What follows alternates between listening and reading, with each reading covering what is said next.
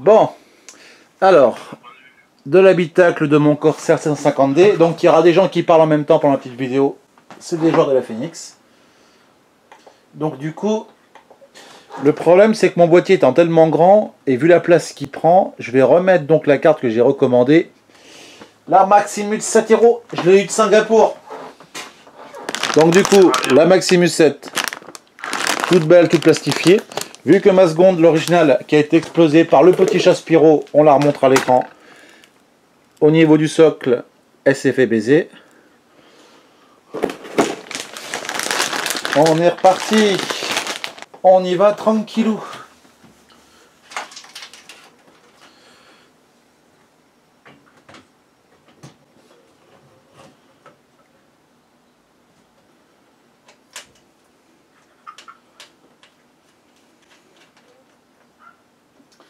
Donc surtout on n'appuie pas comme un gros bourrin, hein, parce que généralement, quand on en voit certains qui montent un PC, on a l'impression qu'ils vont nous exploser le truc. Donc il faut y aller proprement. Il y a des choses qu'il ne faut et ne faut pas faire au niveau du montage sur le PC. Déjà, c'est que certains s'amusent à mettre la carte mère, ils mettent les barrettes de RAM, mais ils mettent le processeur qu'à la fin quand il est relevé. Donc déjà, grosse connerie. Il y en a qui le font en plus. Hein. Ouais. C'est quand même mieux. Ah bah oui, sur le truc, oui. Il y a même que normalement, quand on met le processeur, on met l'anti-rad dessus directement pour éviter de le rayer. Alors par contre, ce qui est pratique, c'est que quand vous faites un PC, personnellement, vous prendre le petit kit avec toutes les vis de base, c'est vrai que ça vous rend grave service pour nous.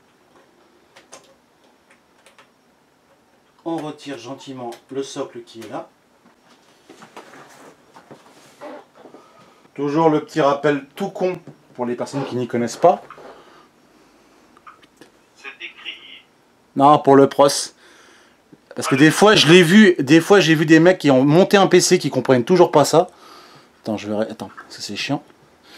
La petite languette va sur la languette du pros à la carte mère. Vous ne le montez pas à l'envers, s'il vous plaît. Parce que c'est comme ça qu'on nique les broches. Ah, c'est super. On a juste à le poser. On n'a rien d'autre à faire. Une nouvelle carte mère, quoi, c'est tout. Bah oui, Et c'est foutu. de rien. On doit forcer un tout petit peu, on le met. Voilà. Alors, une fois que c'est bien posé pour le... Normalement, on met de la pâte thermique. Là, exceptionnellement, j'en ai pas. Donc, suite à un petit peu l'attente, le temps que j'ai donc eu ma pâte thermique et voir pour le socle, pour le water cooling du processeur. Alors, déjà, première chose. Une bonne pâte thermique de ce calibre, chez Arctic, ça vaut le coup. C'est un peu cher, mais la qualité est au rendez-vous. Et par contre, je fais une grosse dédicace et un gros remerciement à LDLC parce que dans le premier opus, j'avais perdu, il n'était pas dans le boîtier d'origine pour le socle du Regintech Orcus 240.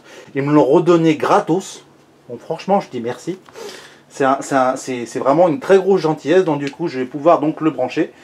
On va faire donc le branchement aujourd'hui. Donc d'abord, de mettre la pâte thermique, de brancher l'Orcus pour de le faire, et de le brancher et de tester pour voir déjà si il est bien reparti, que le processeur n'avait aucun problème suite au incident qui s'est passé. Une petite spatule si vous avez. Alors, mettez pas de la pâte thermique comme des gros bourrins.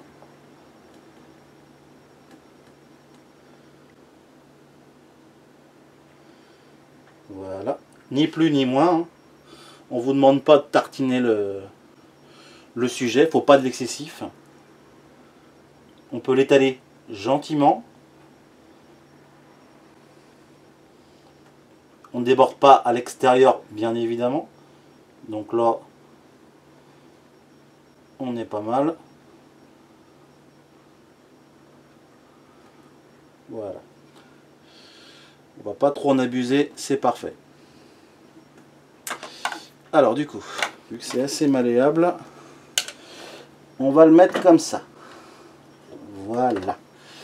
Donc pour l'instant, on le met délicatement à l'extérieur pour pas rentrer en contact. Et on est parti pour brancher le circuit. Alors rappelle qu'il y a deux câbles, un câble pour le LED et un câble bien sûr pour l'allumer. Donc vous trompez pas, hein, le CPU... hop.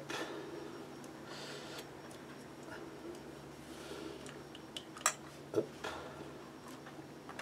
Rappel bien évidemment pour un radiateur, ne jamais forcer surtout pour pas percer le radiateur. Sinon ça coule de partout, c'est foutu, c'est mort. Donc jamais comme des gros barbares. C'est un tantinet le bordel parce qu'en fait au moment où j'ai coupé pour préparer donc la lime qui était flambant neuf apparemment a un défaut et la carte mère ne s'en sait pas, donc je dû prendre un petit Corsair en 350 pour lancer. Et là vous voyez, donc là j'ai mon premier OS qui est déjà bon là, qui est là, et là c'est celui que je suis en train d'installer pour lui. Donc du coup ça a l'air de marcher. Donc ce qu'il faudra que je fasse, ce sera redemander notre lime parce qu'apparemment elle est défectueuse et pourtant elle est flambant neuf. Et le système du water en pros a l'air nickel.